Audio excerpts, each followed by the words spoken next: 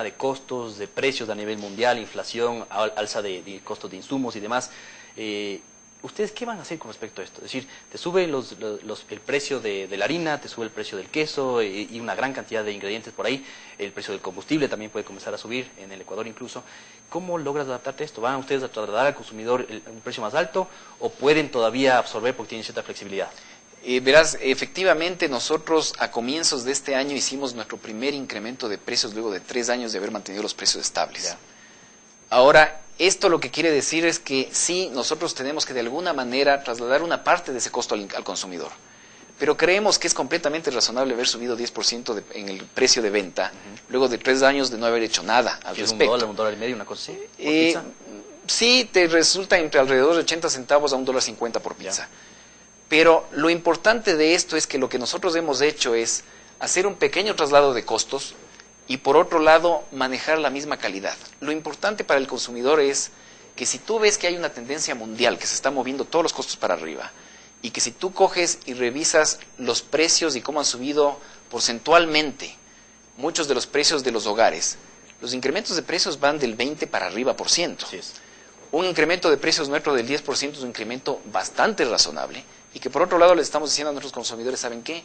Nosotros vamos a seguirles ofreciendo cosas novedosas, vamos a seguirles dando la misma calidad, vamos a mejorar nuestro servicio porque finalmente la mejora del servicio es lo que finalmente el cliente quiere ver. O sea, él te dice, ok, yo estoy dispuesto a cubrirte una parte de ese costo que ha sucedido. ¿Ya? Pero quiero mejor servicio, quiero que me mantengas la calidad, quiero que me sigas cumpliendo el tiempo. O sea, mantén tu concepto de negocio porque caso contrario me cambio. Claro. Además tus competidores, me imagino que muchos, incluso de las grandes pizzerías, deben estar tratando de cambiar algunos ingredientes o alguna cosa y eso se siente en el sabor. Definitivamente. De la pizza. Y sabes que una de las cosas más importantes que yo siempre le digo a mi gente cuando estamos en los cursos que les damos es, el cliente no es bobo.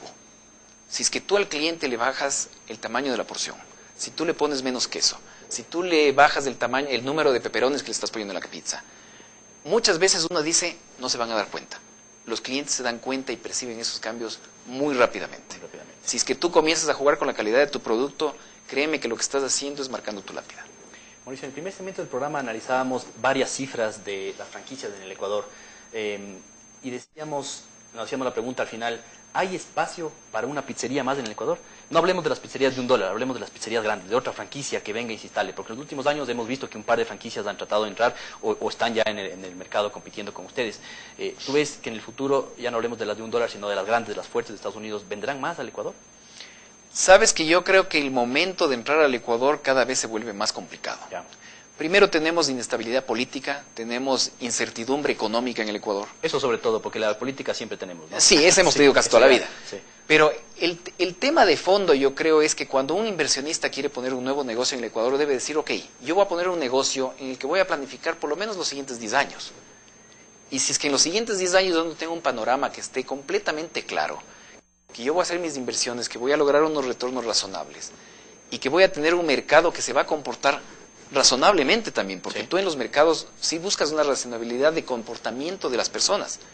En el Ecuador esos comportamientos cambian mucho en función de los cambios macroeconómicos que tenemos y políticos que tenemos. Así es. Entonces las personas acá en este país responden a ciertos influjos de cambios políticos, cambios económicos y yo te diría que hasta de cambios conductuales en cuanto a alimentación, porque como te decía cuando comentábamos temprano, la gente en el Ecuador está acostumbrada a comer cosas un poco más típicas, tal vez, pero a precios muy bajos. Yeah.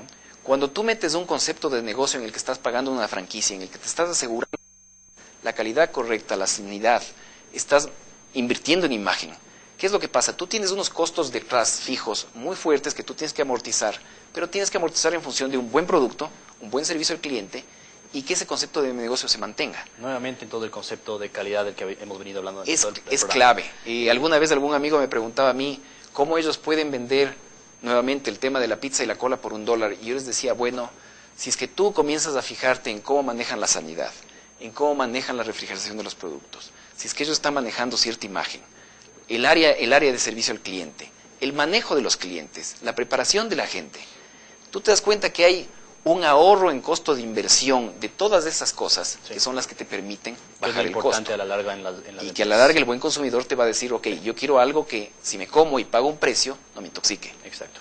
Bueno, Mauricio, muchísimas gracias. Hemos llegado entonces al final de este segmento de entrevista. Te agradezco muchísimo. Y para nuestros amigos, entonces, la lección de lo que hemos visto en estos 2 segmentos del programa sería: las franquicias son un modelo extremadamente exitoso siempre y cuando tú tengas una estructura de costos que logre capear o vencer a los malos momentos, a las crisis económicas, y aprovechar los buenos momentos en los cuales los clientes están dispuestos a pagar un poco más y a consumir tu producto. Volvemos después del corte para finalizar el programa. Muchas gracias. Gracias, Mauricio. Encantado.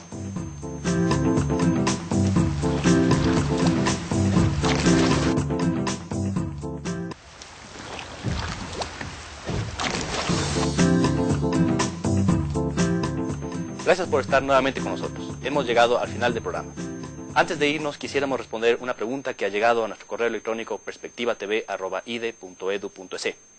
Roberto Páez nos pregunta lo siguiente: ¿por qué preocupa tanto la devaluación si cuando entramos en la dolarización se eliminó el tipo de cambio? Estimado Roberto, el tema es que sigue habiendo tipo de cambio incluso ahora que hay dolarización. El tema es que antes teníamos un tipo de cambio que se medía en base a sucres por dólar, y ahora tenemos un tipo de cambio que ya no existe el sucre, por lo tanto hay un tipo de cambio referencial con otras monedas del mundo, por ejemplo el euro, el yen, etcétera.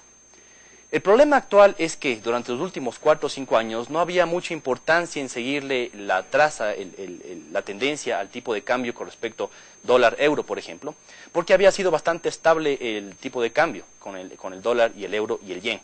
Sin embargo, en el último año lo que hemos visto es un aumento exponencial de la devaluación del dólar frente al euro y a otras monedas fuertes del mundo, como por ejemplo la libra esterlina, y por lo tanto ahí sí comenzamos a tener problemas en el Ecuador y hay que comenzar a seguirle más de cerca.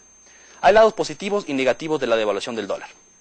Un lado positivo, por ejemplo, es que el Ecuador puede comenzar a exportar más porque sus exportaciones, valga la redundancia, se hacen más baratas en el mundo. Pero por el lado negativo lo que sucede es que las importaciones se vuelven más caras. Ese es el trade-off, digamos, que hay que tener entre la devaluación, los lados positivos y negativos. Y específicamente en este año, en el año 2008, que tengamos devaluación del dólar muy fuerte, creo yo que es más negativo que positivo, porque con precios altos a nivel internacional, con una recesión en Estados Unidos y con problemas económicos en la Unión Europea, lo que hacemos entonces es importar productos caros y estamos exportando un poquito más, pero sin embargo a nivel interno se traduce en mayores expectativas negativas, sobre todo por la inflación que está acumulándose en el Ecuador. Estimado Roberto, espero haber contestado tu pregunta. Gracias amigos por habernos acompañado. Se despide Julio José Prado. Nos vemos en un siguiente programa de Perspectiva TV.